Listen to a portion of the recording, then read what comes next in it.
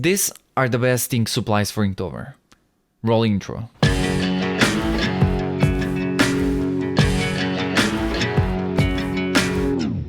What's up guys, Lucas here. I'm a concept artist and illustrator working for video games, and this channel is all about art and art related content, so if that's something that you like, consider subscribing. So the best ink supplies, and with Inktober approaching, I decided to get them all and put them to the test. And if you stay till the end, I'm gonna tell you which one is my favorite and why you need to try it. Let's start this review with the first one, the Pentel Brush Pen. This thing here is the OG. This thing is what I think of when I think of Inktober. There are several brush pens out there, but this one right here is the best. What makes it the best? Well, look at this. This guy here is also Pentel. This is my old Pentel, and I want you to see, to just have a look at the difference between the size of the hairs on these two. This guy is absolutely massive compared to this other one, and that has a lot of advantages.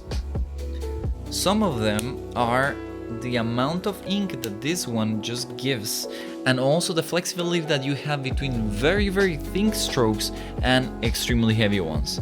But of course that comes with a price, because this tool makes it very hard to control. You need to have an extremely light hand to be able to do the variety of lines that you need to do with this brush. But believe me, if you are able to control this thing, it's going to be worth it.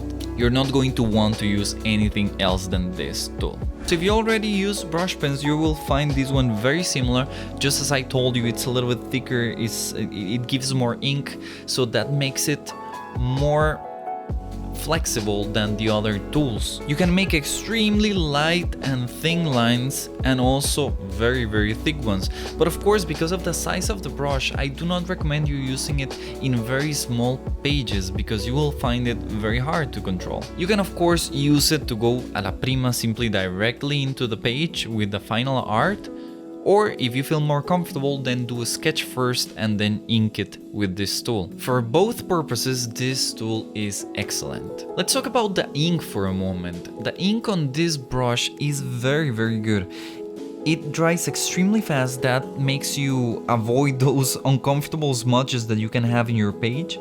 Also, it dries with few streaks in between the ink, so that makes a cleaner look at the end. And it's very dark and opaque, so that is excellent. My only con with this tool is that the ink is not absolutely black, but it's kind of like a cool shadow of black. So if you use it with other inks, like for example one that I'm gonna show you soon, the Windsor and Newton, you will notice that this looks a little bit cool. Cooler, I mean like colder, like a cold shade of black, and that makes it, you know, just different. It doesn't mix good with different blacks.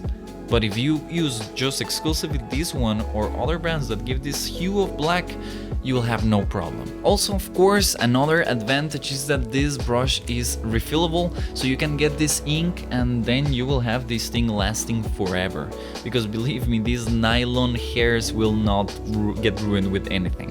The last thing that I wanted to try with this brush is to be sure that it was waterproof, and guess what? It is. There is no problem. It dries super fast and it is excellent. So as I told you, if you use this tool, you will not want to use anything else. It's the best brush pen out there, and if you get used to it, if you can master this tool, you're good to go. You don't need anything else. Let's go to the second tool, and this one is the Copic Brush Pen. This one I decided to get because Jake Parker has a video online showing his favorite tools, and this one was his favorite. Of course, the video is a bit too old. It was from 2017, so probably is not his favorite brush anymore, but it's worth giving it a try. You will find this Copic extremely similar to the Pentel Brush Pen. But there are a few differences that make this tool, or can make this tool, either worse or better for you. The biggest difference is the size of the hairs. These you will find have much thinner and shorter hairs. This will allow you to have way more control, or an easier time controlling this tool than the Pentel Brush Pen. So if you have problems with having a light hand to be able to use the Pentel, you will enjoy this tool more than the Pentel. And also another difference is that this one doesn't come with an ink reservoir. That means that if it's gone, it's gone. That's it. You have to buy another one completely. So in the long run, that can make the Copic more expensive than the Pentel. Another quality that can also be either good or bad depending on what you want is that the Copic has more of a dry brush texture than the Pentel. That means if you do several strokes with the Copic, you will find that it has this very dry, inky texture. It shows much more the texture of the paper than the Pentel. That has something to do with the flow of ink. That means that the Pentel flows way better than the Copic. But again, that means that it's different from artist to artist. If you prefer to have a dry brush technique, you will find the Copic nicer. And if you prefer to have just like big blobs of black and I guess harder time controlling the tool, you will find the Pentel much of a better fit for you. And then again, as tried with the Pentel, the last thing that I wanted to try was to check if this one was waterproof, and it is absolutely waterproof. So again, if you want to use this with washes of ink or with watercolors, you are good to go. By the way guys, you will find the links of all these products that I'm reviewing down in the description, so check them out. The next thing on the list is the Black India ink and also gold ink from Windsor and Newton. And I actually don't know what to tell you about these ones because I don't use ink very often. But what surprised me was that they were not as opaque as I would like them to be. I mean, I use them with the brush and they flow nicely, they feel nice, but the thing is that they just don't leave as an opaque of a finish as I would like it. The black one looks gorgeous once you go over the layers like 3 or 4 times. It looks completely black and it looks beautiful. It has like a slight shiny finish to it that I really like, but the problem is that you have to go through it like 3 or 4 times. The gold one, I love how it looks on top of the black, but on the white you have to go again like 3 or 4 layers to be able to like have this really golden shine to it. But also the good thing is that once it dries, you can go on top of it with again black ink and it layers super nicely. So this is something that I actually don't know if all the inks should behave like this. If you guys have any recommendations of inks that like are super opaque on the first pass, actually please tell me in the comments and I will try them out. But actually, if we eliminate this opaqueness problem, those are very nice inks to work with.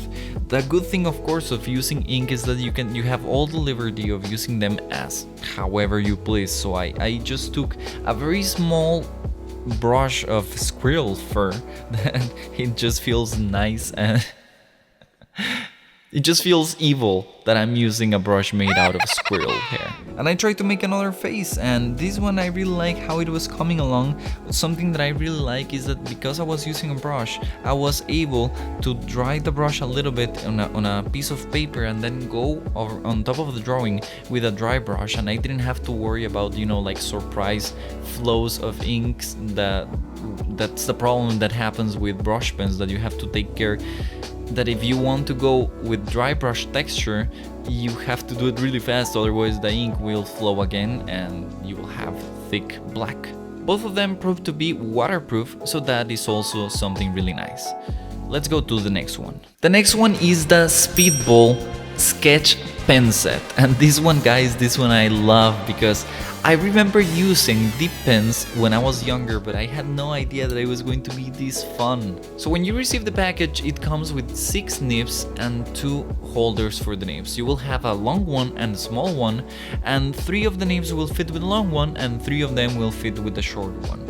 And don't take me wrong guys, I am no expert on dip pens, but this was so much fun. You can try all the nibs and you will get a feeling of how they react with the paper. Some of them are harder, some of them are softer, some of them will give you thicker lines easier, and some of them are very sharp, and you have to be really careful while using it to not scratch the paper. You know guys, I was scared when I was about to use these guys because I thought they were going to be impossible to use, but to my surprise they were kind of like the easiest of all of all the tools to be able to use it, just because both of them react or behave like a regular pen.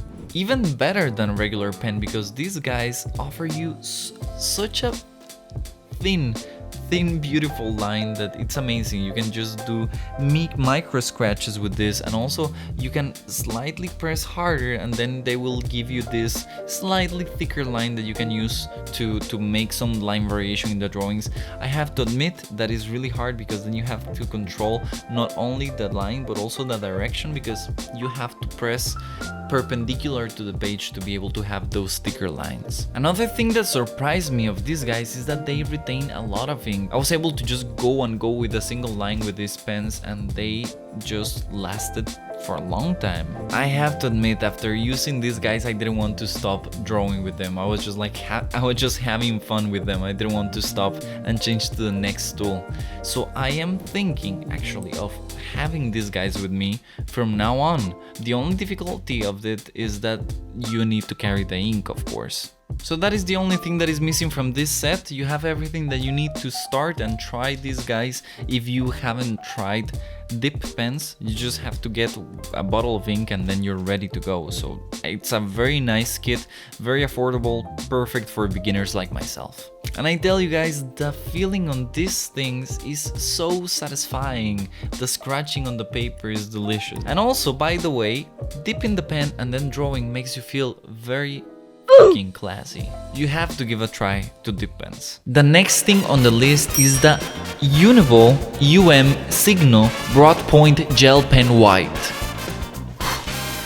What a name. This guy right here is the best white pen in the market. I can tell you, because I have tried all of them and all of them suck, except this one.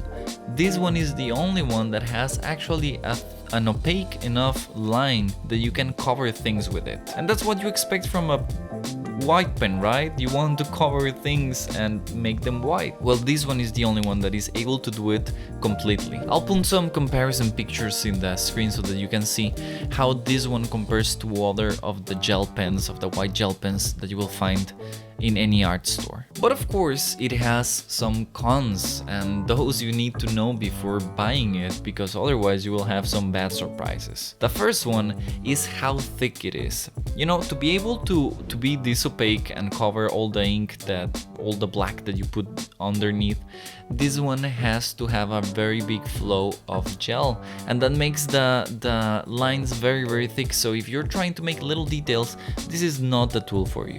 You have to be drawing in a big enough surface that you can have this one as your detail pen also. Second con is that this dries with the texture. The paint is so thick that it will have like a bump on top of the paper. So if you're looking to have a complete smooth finish and don't notice this like relief in your painting, then that is also a problem. That doesn't affect me at all, but you know, maybe somebody cares. And the last disadvantage is that it is not waterproof.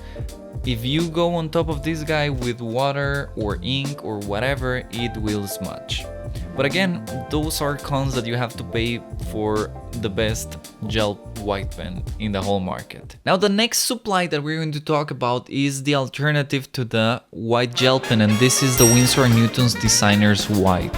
And this is simply a white wash, but it's a little bit better than the usual one, because Windsor and Newton makes an extremely opaque gouache. So if you're looking for something that can cover your ink, your mistakes, or you just want to make a big block of white in the middle of your ink drawing, then this is a really good option for you to be able to do that. An advantage of using gouache instead of other tools is that the gouache dries flat and matte, so you will not have this like very obvious white in the center of your page that you would do, for example, if you do it with acrylic or something that gives you texture and also shine. This brand of gouache is actually kind of expensive, but the good thing is that this small tube goes a long way. You can also combine it with water to be able to do washes of white. But of course, a bad thing, or like maybe you can consider it a bad thing, I don't know, depending on what you want to use this guy for, for is that gouache is soluble in water, so that means that